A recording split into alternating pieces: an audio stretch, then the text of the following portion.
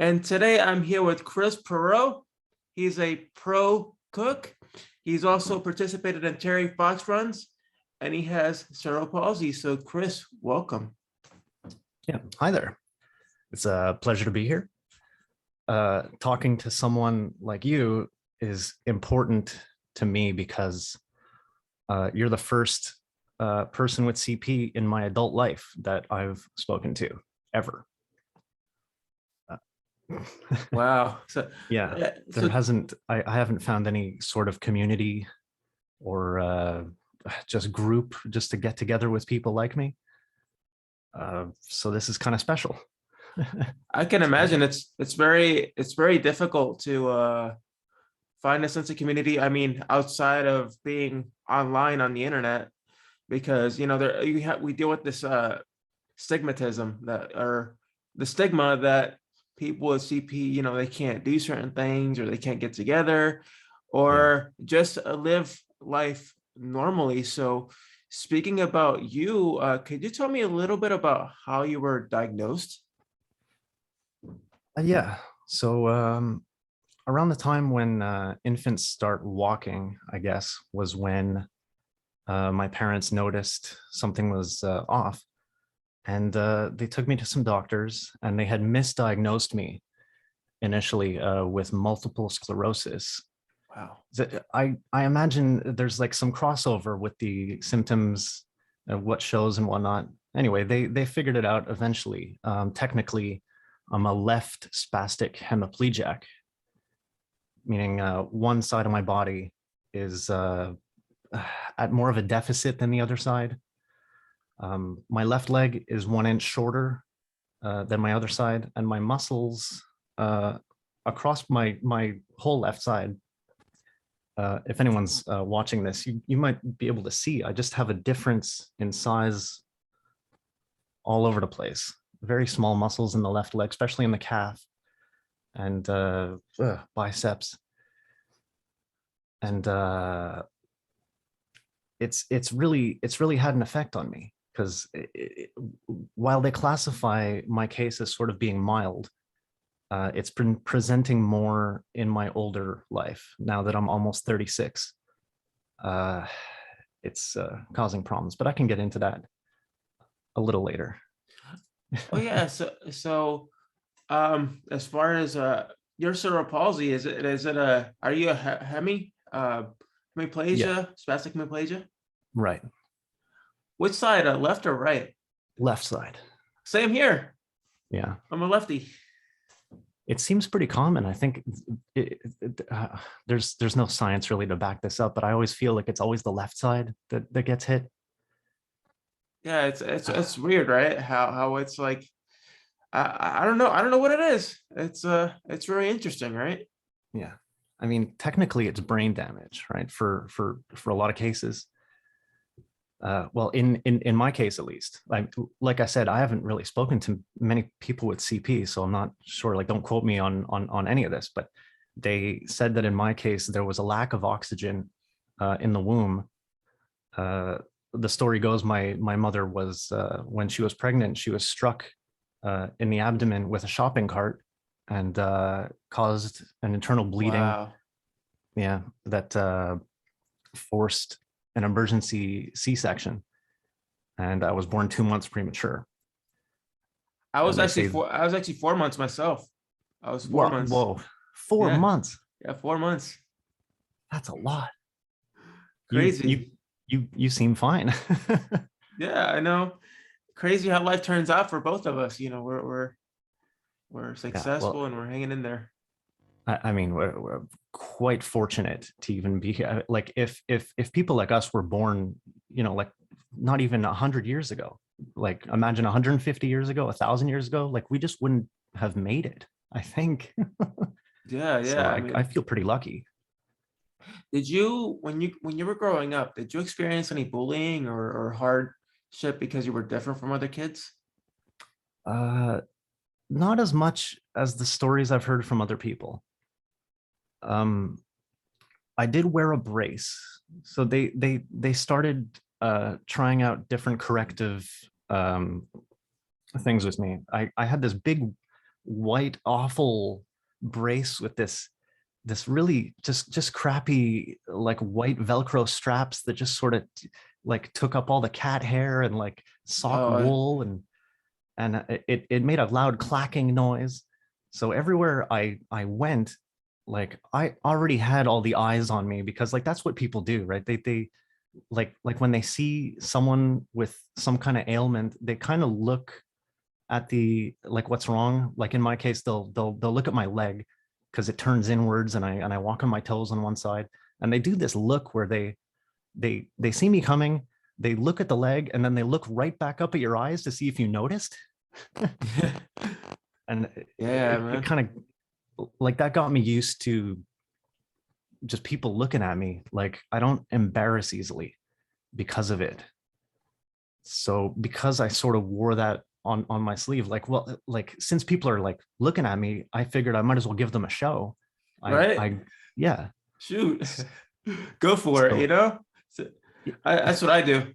Like, I'm like, and or I'll go up to them and be like, am I that attractive that you just keep looking at me? Like what do you like? You know, what do you like about me that I'm like, you're just staring at me all the time? And they'll look at me like I wasn't trying to, you know, well, you keep looking over. right. So in terms of bullying, uh not there wasn't that much. I was like a smaller kid, um maybe a little shy, but uh gosh, the only time something happened, I think someone made fun of my leg once, and but it was his mistake, being the big bully of our school at the time. His mistake was being lower than me on the staircase. He called me a derogatory term for Uh, uh, it starts with a G. oh no, he Yeah, did. Oh I don't mind saying wow. it, but like Hey, he yeah. and yeah, it didn't get to me. I knew that that was bad, and I sort of looked over the word, and I sort of looked at the meaning instead, and I was like, well, like this guy's just being a jerk. So I kicked him with my bad leg down the stairs. Not not not the not the result that I would recommend, Oh no. but that's how it went down, and we wound up being friends after. What ended up happening after you kicked him? Did you get in like in serious trouble or like It was only other classmates that saw. No one okay, tattled on me. okay. I think they probably felt bad for me and him. Yeah, speaking about that, it's surprising that you mentioned how you two became friends because I experienced something similar where I had a lot of kids that used to like see me differently, would mock me, would say stuff about me. And it's funny how over the years, I don't know if you did this, but I would educate my classmates on my CP, what I had, my limitations, and how despite those limitations, I wasn't as different as they were. You know, I did things, Mhm. but they didn't did things a lot slower, but they didn't stop me from trying to do what they would do. And when I used to do that every year at the beginning of every year, it would change eventually. At first, they would be like, you know, I don't care about what he's talking about his story. But as the year progressed, I started to see, oh, wait a minute. He's just like us, except he has these limitations. So let me go and talk to him and get to know him. So did you ever do any of that? Like as far as getting people Uh, to know who you are? no, well, not like publicly, not on like a grand scale, maybe talking to a group of people, but uh, I I will answer when people ask. Like I don't shy away from it. It's weird to it's like you kind of have to balance people's expectations and where they're coming from. Like they don't know what it is. Like I've gotten questions like, what happened to you? Were you like in a car accident, or like what happened to you? And I just try and break it down into simple terms and just go, well, here's what I have, and here's what it means, and here's how it affects me. And through like calm explanations, I can sort of bring people to a point where they don't feel embarrassed. Like, if that Oh, makes sense. oh, I got a good one for you, man. Like this was when I was starting out in college. I had somebody approach me and they asked me about my disability. Like, how did you end up this way? Did your mom commit some sort of like sin or something? Like she was super bad or something, and you were born like that? Wow. And then they're like, oh, because you were born a CP, it means your mom's going to hell. And I'm like, what are you talking about? Like, for real? Like, you come up to me and just tell me that? Like, you look so asinine, you know? Like, people can be so like out there, like left field. Like, I was like, okay, thank you for your time, but that was kind of a little offensive. You know, people are like, some people, Yeah, not all. that's a weird angle, even in terms of like prejudice. That's weird, just to say, like, if like karma was like a thing, it's like, well, then how do you explain, people like you or me? Like, we weren't even born yet, and like, if you call it like a bad thing, I mean, I don't really shy away from it. It's still like a disorder, and it's Yeah. not good. Like, if I could be born again, I would probably be, I would prefer to not have this. But geez, I kind of lost my train of thought there. uh nope, lost my train of thought. Sorry, that It's all happens. right. Yeah, it happens, man. Like, but it's a good thing that we're both here because each of us, in our own way, we can advocate for not just ourselves, but for others out there that can't really speak for um, their own issues or what they're dealing with as far as not just disability, but life in general. Yeah, it can provide some useful tools and some useful outlooks on the world that I think we were sort of born into, like being understanding of people who were born with geez, like any type of stuff that you could be born with that you can't pick, that you had no choice in the matter, like different sexualities, different Yeah. neurodivergencies, gosh, being born with like 6 fingers on Yeah. one hand.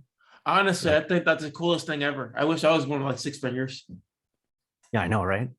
That's wow, that's polydactylism. I think it's probably that Yeah, polydactyl, right? I knew someone with a little nub of a, you know like an extra finger. That's pretty cool. Yeah. I can mention, um like, back in school when I had to wear a brace, and I had to go to physiotherapy also. I didn't take it as seriously as I should have, because, like, what kid wants to like focus on just like doing your stretches and, just like lay down and do this? Like, I wanted to go outside and run around or like play video games and not focus on doing physio. It sort of felt like extra homework. Yeah. And I I feel you, man. Guilty as charged over here. yeah, I really wish I would have paid more attention to my body then. But it I didn't feel like not okay. I felt fine. I knew I had this problem. My balance is really off, and I'm smaller on one side and noticeably weaker, and I walk with a limp, and my foot turns in. And back then I walked on my toes too, which is really strange. And had I taken it more seriously, it probably wouldn't have led to what happened after that, where um, I became eligible for non-cosmetic Botox, which, if whoever's listening doesn't know what that would mean, it's not like the Botox that like someone gets in their like forehead to like get rid of wrinkles. Oh, Well, actually, it's the same, but like not for that purpose. It's if you give like microscopic amounts of Botox, like localized to a certain set of muscles, uh, it'll sort of shut down your muscles with like air quotes. It's like temporary, where if your muscles are giving you resistance to things like physio, the Botox will kind of loosen things up and allow you to target the areas you need to. So I went through that. I was the first male in my province. So I'm in Quebec, Canada, which you'd think with our Medicare system and so on, this would have been adopted a little bit earlier. As we were told back then, it had already been passed in the States for close to 25 years before it hit Alberta. I think someone in Calgary, I think it was a little girl. They went ahead with the treatment, and it worked out. So I wound up being on the news here. That's awesome. Yeah, because it was just like something new, and it was kind of surreal. They had me take what I thought didn't exist. Mind you, I was like 10 years old. They have like memory loss fluid. Memory, what? Yeah. Really? Yeah. It's kind of like, you might remember that like memory, like that flash thing from the movie Men in Black. From Men in Black. Yeah. Men in Black. Yeah. It was kind of like that, but it just tasted like the medicine version of cherry. And it actually worked. They said that it was going to be really traumatic for me, that I would sort of go out of my mind. That's funny. And that was something that I guess you don't want that to be burned into a child's memory. So I remember the doctor came in, he had a bunch of needles, and then from there, my memory goes, I woke up in the car with a really painful leg. And because I didn't follow through with the physio, I sort of wasted that opportunity, unfortunately. Yeah, I feel like we both have similarities as far as that. Like, I was so, when it came to therapy, I was so stubborn. Like, they would give me like the papers, they showed me the movements, but I would never do them because I hated it. I absolutely despised it. As far as in Canada, I actually went to Canada when I was 10, or I think I was around 11. And I went there for hyperbaric chamber therapy, for oxygen therapy. So at ability camp. I forget the city. I think it was Toronto or Ontario, somewhere along the lines they had ability camp there. I don't know if it's still there, but it was worth it. I'm not sure. Yeah, but it was worth it. Although I think Toronto is probably right, though. I think like a lot of, I mean, that's like the biggest city here. So, I mean, I remember where I stayed. It was the most country of the country in Toronto, because everywhere you have one grocery store and one Walmart-esque store called Giant Tiger. And I was with my grandma and my mom.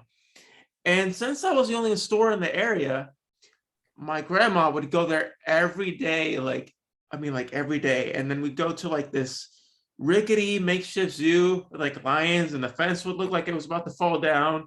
And you see chickens like running around. And like, I'd have to be careful walking because you could step in like poo everywhere you go, like walking around it. It sounds like a pretty authentic experience. Yeah, and then the grocery store carts, you'd have to put a quarter to use it, and if you didn't return it, you didn't get your quarter back. One of those. I specifically avoid those stores. I just don't feel like dishing out the like quarter or like the buck. Is that a thing over there? It's only there? Because in the US you don't see it here where I live. I'm not sure. There's only one or two lines of stores here that do that, but I don't go to those stores. I don't know. Yeah. It's crazy, man. Like, speaking about groceries and stuff, like you mentioned you're a pro cook, right? You do a lot of cooking, and you like to mix it up in the kitchen, right? Yeah. Well, I used to be a pro cook, and the reason I had to stop after about 16 years was my cerebral palsy just caught up with me. Wow. So for a lifetime of having one leg shorter than the other, um, it's been curving my spine. Mm. I finally went to go see a physio for the first time since I was a kid, like 2 years ago, and he informed me that based on the scans and the tests and whatnot, that I had a mild form of scoliosis that was appearing, and arthritis. So like the breaking down of the cartilage in joints and so on. Like there's a like a disproportionate amount of stress on one side of the body versus the other. Like my strong side, my joints are a little bit worse because I depend on my good side, and then on the left side, because it's all kind of twisted, and like the body is just like running the program that it is. Like it just it you know runs your genes, runs your DNA, and it just wants to be like a normal human body. So it's my body's kind of pushing against what it sort of wants to be, and over time that brought my back into really bad shape, and it started to show at work, because like working in a kitchen is incredibly physically demanding. There's a lot of twisting and turning and lifting heavy weight, standing on your feet all day, 8-hour shifts, 10 hours, 12 hours. My record was 16, like with Wow. almost no breaks, just movement. Wow. Really, really hard stuff. And this one day I did a movement. All I did, I was just holding something small, like a container of ham or something, and I turned to the left, and my back locked up, and I had pain everywhere, couldn't move. It wasn't a weird move for my back or anything. It just decided to like snap, and they had to call an ambulance. I went into the hospital. That's sort of what uh, prompted me to get serious about my body, like start listening to it. Yes, Um, it's very important. Like for me, just recently, I started going back to my AFOs. So I started wearing my leg braces. And mhm. finally listening to my mom after being hard-headed for so many years, she's like, you gotta wear them because your doctor, because my doctor had said, oh, by the age of 30, you probably won't have the ability to walk if you don't wear them, because your knees are gonna go out. They're gonna go get shot. And Oof. mind you, I've been active for years, physically doing sports, and I'm still active now, and I'm still walking around and stuff. But it was a wake up call. It was a wake up call, and I'm sure for you in that experience, that was a wake up call for you. Oh yeah, it's been life changing. I wish it didn't come down to this. Like I really wish.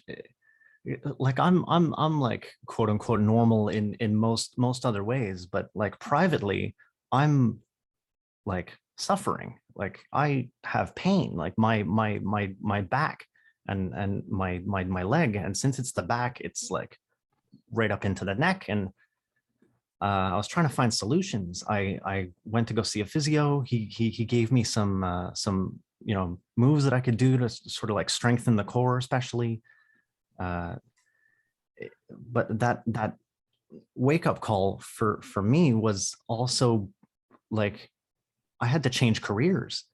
Like I couldn't keep doing that. I did keep like working. I had no choice. That's where my skill set is. I graduated from a cooking school. Like that was my work. And suddenly at work, I was locking up. I was crying from the pain, just trying to work. And like no boss wants to deal with an employee that keeps like literally breaking and But crying. And I'm sure they were understanding, right, of your situation and what you were dealing with, right? No, not everyone, not no, every employer. no. Oh I've, man. I've had about 26 different jobs. Sometimes that's how it is in the hospitality industry. So there are good bosses and bad bosses, and good people and uh, Yeah, less. Yeah, less desirables. I've been fortunate enough to where I've been working, they've been so flexible and so kind and compassionate to where, if I'm like hurting or something, or they're like, go home, take a break. And I'm one of those people that's like super hard headed. Like during like the beginning of the pandemic, uh, I worked in the classroom with students because I was an assistant teacher at the time. Okay. So I worked 200, I was at 200 days maybe, like without a day off, because I actually enjoy what I do. And I just didn't want to take it off because every time we were short staffed, I was like, I gotta step up and do my thing. And there are times physically where I have muscle spasms, but I would still show. And the kids and the teachers were so compassionate. They're like, because the kids would understand. I tell them, I'm having a spasm today, buddy. I can't really move and help you, but if you come over to me, I can help you. And so man, I sympathize with you as far as the pain in your back, and it's hard on us, to be able to do stuff, and we still try to make it work. So what do you do to limit the pain and the what you're dealing with? Do you do any like workouts or anything like that? Yeah, yeah. Well, what happened was they prescribed me some pretty heavy painkillers, and that did work for a while. I mean, obviously they work really, really well in some cases, but I sort of have an aversion to taking pills, and I didn't want to be on painkillers. Like it makes you drowsy, it makes you dependent. Yeah, you can get Uh, addicted to it. yeah, that too. It's actually kind of scary. So for a while, I had to take these pills at night. Uh, because they were so strong, I had to take them at night so that they would have an effect on the next day.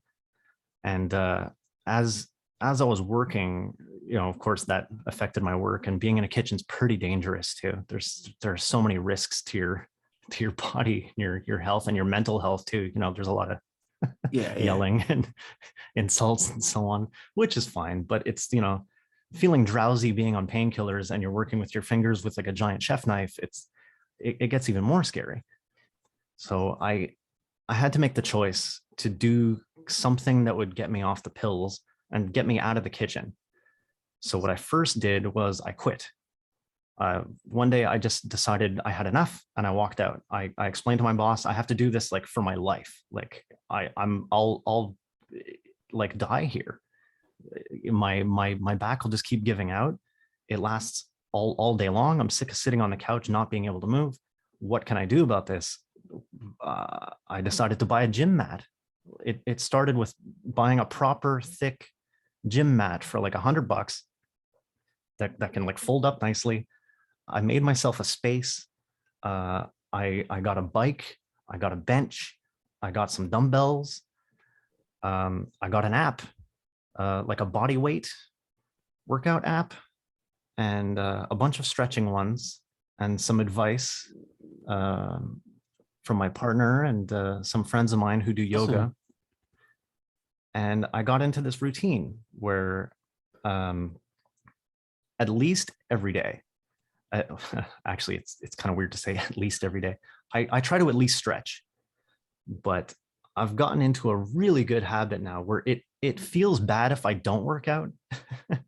Like I put in a good app um, of just like body weight stuff, just like split training, like Yeah. work on the like it's leg day today, or it's shoulders and back. And there are certain moves that really worked for me.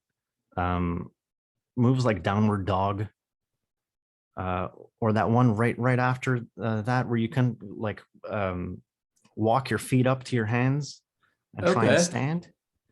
I feel like that specific move, I wish I knew the name of it. I don't know all the names of all the yoga moves. I do it as more like a functional thing and not like a spiritual kind of thing. I look at yoga kind of like Yeah. really functional, like here's what you do to stretch that. It was that move, walking it forward from downward dog, felt like it fixed my back.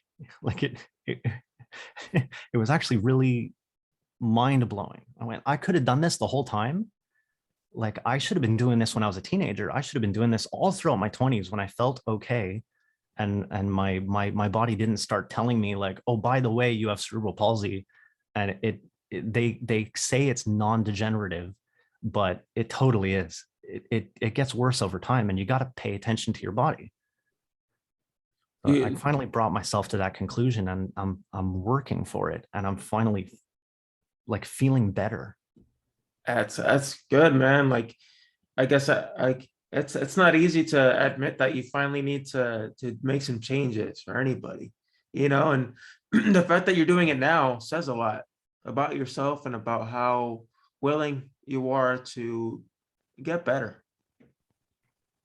Yeah, it's a struggle. You don't always feel like working out. I try and set myself little alarms, little Mhm. reminders and stuff, and sometimes I'll ignore them. But the more it's kind of like working out like 3 days straight or something, and then you don't, and you just feel bad that whole day, just going, oh, Yep. like I could sit and play video games for like 8 hours straight and not even put 10 minutes into just doing a little stretch or just kind of moving around or just go take a walk. Like just managing time like that. If just looking at how long you're awake, like say you're up and moving for like 16 hours per day, you could put in some time. Like you could put in half an hour, you could put in 20 minutes, even just a little something, especially someone like us. Yeah, I mean, I typically wake up at 7 in the morning and before work, and I do my workout, which is like an hour and a half, and then I answer, do whatever as far as like the day is concerned. And I started doing recently a fasted workout. So I eat at like 8 or 9 o'clock in the evening the day before, and then I don't Yeah. eat till about 10 or 11 the next day. But I work out beforehand on an empty stomach. Like I don't put anything in my body. So that after I work out, that's when I rehydrate, get everything ready, because I found out there's health benefits to, fasting. So I've been doing that now. That's true. Yeah. Yeah, that's something a lot of people overlook when they're trying to get in shape too. Like whether it's like putting on mass or losing weight, it's like diet is like is a full half of that struggle. Just managing your intake, your calories, what you're eating is super important. I'm lucky enough to like I have an edge, having been a cook for so long. I'm good at doing like meal prep and Yes. managing portions. Yeah, same here. Like I've learned how to manage portions recently. Like now I don't really snack as much. I usually pack what I pack for lunch, and then I don't eat till dinner. So I try to avoid snacking or anything like super unhealthy. So I try to keep everything all healthy and in moderation.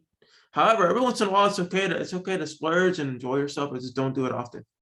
You know? It it it actually feels better now. Like sitting and eating a whole bag of chips, say, like now that's such a treat. Like if I actually get myself to do that, I mean, it's really rare, but like once you start eating well, the junk food like serves its initial purpose. Like finally, it's like, oh, this actually like tastes really good now. Like, since Yeah. since I like don't allow myself too much junk. Yes.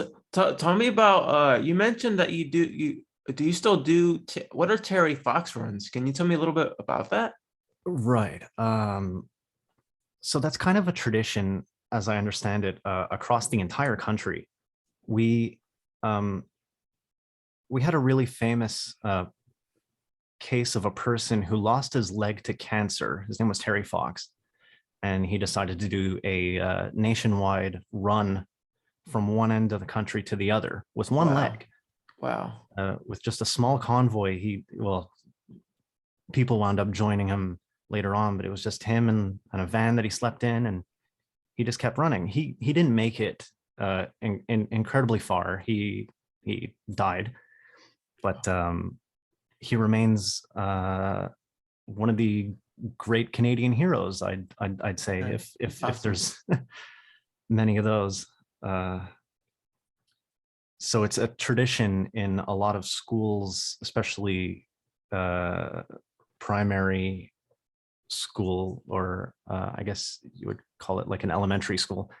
You have all the kids run around and just run a marathon, do like 5K, or just like run around in a circle, collect straws, to show how many laps you did.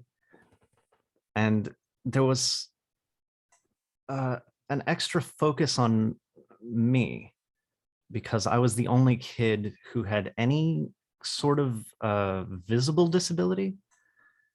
And at one point, the news also covered my my school, and they had a little piece on me, uh, calling me things like brave or courageous. That's the thing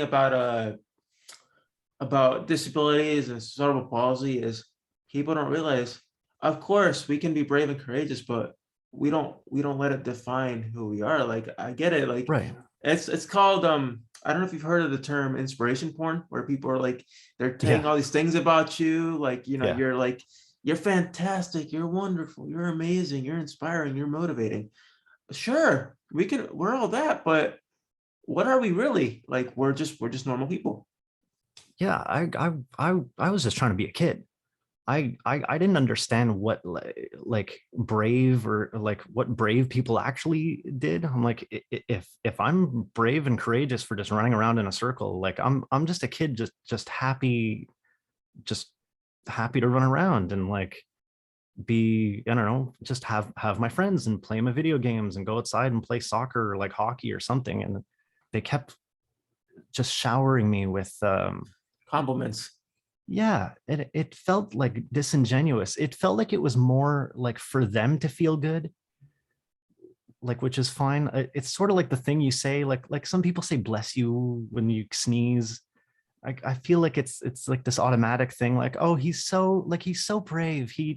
Like, go for it, little kid. I'm like, just leave me Uh, alone. Like, yeah. I'm fine. But let me ask you this. Have you ever gotten the question, can I pray for you? uh no, I almost wish it would happen Like, I've just so gotten I could that like snap back with something witty. I've gotten But that no. so many times. Like, it's ridiculous, man. Like, I'll be like sitting there and like in the back of my mind, I'm like, please, I just want to be myself. I don't want to be told that I can cure you, that some religion can cure me. I mean, I respect our religions, by all means, no, no, no, I'm not dishing out to anybody, but I absolutely despise when somebody tells me, can I pray for you? Because why would you want to pray? I mean, I get it, you want to pray for me for my health, but CP is CP. There's no way around it, unless there's like a miracle like that. You can provide stem cell for everybody around the world at low cost. Then yeah, but not really. Yeah, it's so I mean, that's sort of like what I said. It's almost selfish. They're gonna go and like recite their mantra on their knees with their hands clasped over there, talking about you, saying like, oh, I'll pray for you to like feel, I don't know, to like be better, or like be cured, or like make it through whatever problem they make up for you. It seems so selfish. It's like, okay, then go say your magic words like over there, but like it's not going to do anything for me. You're praying over there, like that doesn't do anything for me. It just makes me feel worse. If it makes me feel like I should like be the recipient of like sympathy, like I've done something wrong, or like I need to be fixed Yeah. in some way. It just is what it is. Yeah. Yeah. And I'm like, I appreciate it, but I don't need to be fixed. I'm fine the way I am. I just leave it at that, and so have a good day, you know. Yeah, it's And then they're like, but why? I'm like, because I want to be this way. I don't, it doesn't bother me now. yeah, right. This is who I it's am. it's it's sort of like what we said earlier. We both said like, well, uh since you're looking, we might as well give them a show. Like there's like nothing to hide there. Like if you're visibly, you're like twisted in a chair or something, or you walk with like a super limp, or you speak with like a stutter. Like I have a slight stutter too. I work on, trying to like get over that. Um, it's it's I guess what I'm trying to say is I wish people would sort of leave me alone in that respect, but also give them like an open, clear path to like ask questions. Like if they want to ask, it's better that they ask and I tell them rather than them assuming something. Yeah, yeah, you never want to assume anything. Yeah. That's the worst thing you could do, like for anything. So if what are you doing currently right now? Are you working from home? Are you guess planning some ideas to kind of start something yourself, like a podcast or maybe motivational speaking, like you're doing now? I'd like that. I'd kind of be afraid to run out of material, honestly. But for now, I've become a student again, like late in life. But it's like never too late to learn new skills, of course, and everything. Exactly. I'm becoming a full stack developer. Okay, Uh, so you're working with the apps and computers and yeah. phones mostly to develop Well, it's a bit more general than that. It's well, we could just call it programming. programming. Okay. Yeah, the front end and the back end uh, sort of together there, linking databases, and it's just that's how I spend my time now. I'm hoping to completely pivot my uh, blue collar past, switching collars to a white collar job because my body just won't allow for it. I have to sit, which kind of sucks, but Yeah, but I'm glad you find something that you'll be able to do while sitting. And the thing is, as far as we are concerned, we're defying the odds because people, some individuals will look at us and they'll be like, but they can't work. They have a disability, so they got to live off so and so. And I'm like, that is so false. That is like, that's just your opinion. Like right now, I read that 20% of the workforce is comprised of people with disabilities. really, So it's gone up from 16% in the last couple of years. that's that's actually a pretty good sign. Like, yeah, there's been an increase. Well, uh, at least from what I can remember from being a kid, things have completely changed in terms of accessibility, but also like acceptance, Yeah. and also people just like minding their own business. There's a lot more people minding their own business now, Yeah. which I really appreciate because like I don't want to have to explain my story each and every time. It's like you could just see that I have something, and like if you want to ask, go ahead, but otherwise just like let me work, I'm fine. Like let the work speak for it, and not like someone's prejudice or like Exactly.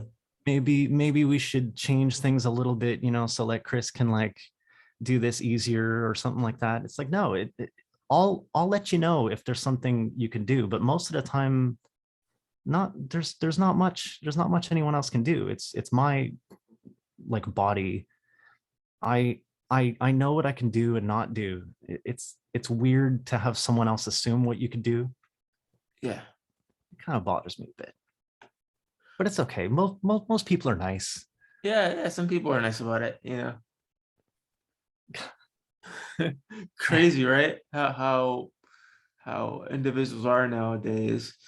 Um, so what would you say to, I guess, people that are currently dealing with a disability themselves, or people that are dealing with self-esteem issues, or just loving themselves in general, to kind of motivate them? Good question. I've never been asked this question. Um, well, I would say first of all, it's fine.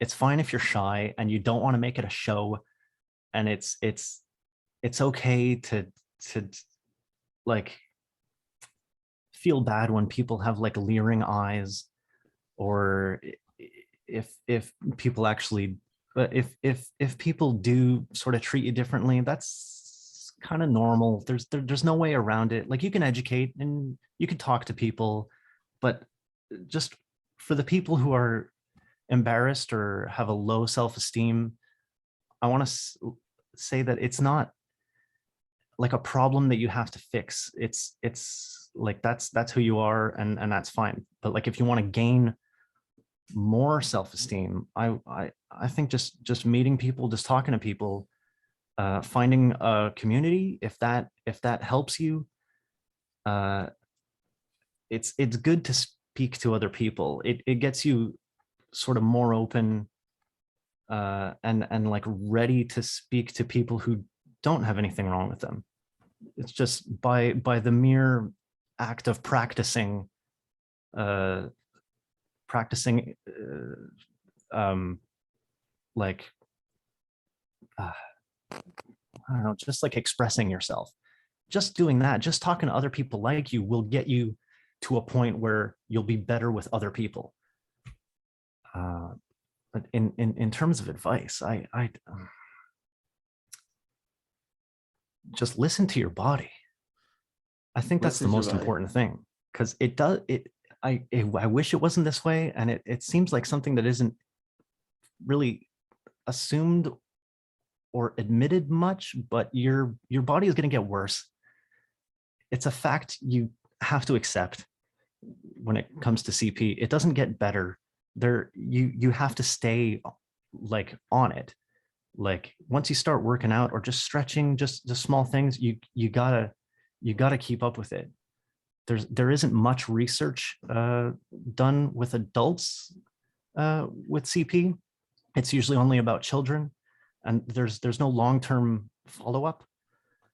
I wish there was more of that. There are sprinkles here and there of like long-term research, like follow-ups and so on, but not that much. We kind of get left behind in sort of Oh silence, yeah. like just sort of suffer in silence, People don't consider that it, well, like, I can only speak from my own experience, but I mean, my body's gotten worse. Like, I'm in better shape. I'm stronger and a lot more flexible. Like, I touched my toes for the first time last week. That's awesome. Like, for the first time. I'm almost 36. I've never my left hand to my left toe. That was huge. I almost cried. Like, in terms of being happy. I mean, not like sad. Oh no, I touched my toes. It's like, that would be my advice, is stick with it, because it really rarely gets better unless you have some kind of like drastic surgery. Say, like in my case, I also had surgery when I was 12. There's something they do called the Strayer technique. It's they cut they cut your, see, here's my stutter, by the way. It has to do with vowels. I can't start sentences with vowels. I can't date girls whose names start with vowels. I just can't do it. The Achilles tendon is what I'm trying to say. They lengthened that. And actually, to bring it back to what we were talking about earlier with like unwanted compliments and so on, they got the school to like write me cards, like a What? giant card. Yeah, like Oh everybody man. on my level wrote a card, and all my friends, and the kids that I didn't like or talk to, they also had their little well wishes, and all the teachers, they rallied the whole school behind it. And I had kids that I never even met, just like writing in this card, like, hope, get well soon, like happy surgery, or whatever people write. And it felt so weird. Like, the entire school, I don't know, it was like 600 kids or something. They're all like looking at me because I was like the one kind of like crooked kid. The one that stuck out like a sore thumb, right? Yeah, it was it was weird. Like, it was a weird lesson. It was that like people really mean well. Also, kids sort of do what you tell them. Just like write a nice word about this guy. Maybe you saw him in the schoolyard, walking around with like a crooked leg and stuff, and he's kind of small and squirrely looking. Just write a nice thing about him. I'm just trying to picture being another kid going like, well, I don't care about this guy, whatever, I'll just write get well, best wishes. And then I got these cards full of like signatures from all these kids. Like, what did I do? Like, I didn't do anything. I'm just alive. I'm just like a little kid. I had to go have surgery, but like, I don't know. I know that they meant well. Yeah. Like I can't put people down for meaning well, but like at the same time, sometimes it's better to just leave someone just Leave them be, leave them Yeah. alone. Yeah, leave them alone. That's all you gotta do. Gosh. It was pretty rough though, going through like physio, Botox, surgery, and then later on like back pain, painkillers, having to stay in shape, breaking down at work, crying, riding in an ambulance because my CP affected my back. A lifetime of my joints sounding like Velcro ripping. Like my knees sound like Velcro when I like crouch and stand. And that like cartilage will just keep breaking down over time. And with age, my body will tighten up more. And that's why I'm really happy that I've gotten into a routine now where I feel good working out. I feel so much better. I feel like a lot of the tension just completely like destroyed. I'm in better shape now than I've ever been. I like feel great about it. I guess that ties into the whole piece of advice that I would give. Listen to your body, but like do something about it. Exactly. You do something about it, man. If you want to see changes, the first step is you got to take that first step. It's as simple as that, but it's a hard step. Yeah, man. It's been a real pleasure having you on. Like, I had a lot of fun with this episode today. Oh, thanks. Same. Likewise. Yeah, like, and I'm looking forward to everybody learning about you and the journey you've overcome. And despite all the challenges and obstacles you've had in your life, you've been able to stay positive throughout the whole ordeal, and you've never let anybody bring you down. So I commend you for that. Thanks. I don't I don't take crap from Exactly. You anyone don't. unless it's deserved, but Yeah. for the most part, yeah, no, I don't let people bring me down, especially not for this. Good, man. So this episode will be on Spotify, iTunes, YouTube, and any other podcasting platform out there. Chris, it's been a pleasure having you on. And I typically end the show with if I can do it, so can you. But lately, I've been feeling in a sharing mood because I've been hearing so many people's journeys and stories. And I'm like, you know what? If we can do it, if Chris and I can do it, you can achieve your goals too. So That's right. keep it up. That's all you got to do. Keep being yourself, keep being positive, and just enjoy life being yourself. David, that is solid. And that's a great way to end this. That is rock solid, totally applicable to everyone type of advice. Fantastic. Thank you. And that's how it should be. So thank you once again, and I hope you guys have a wonderful day. See ya.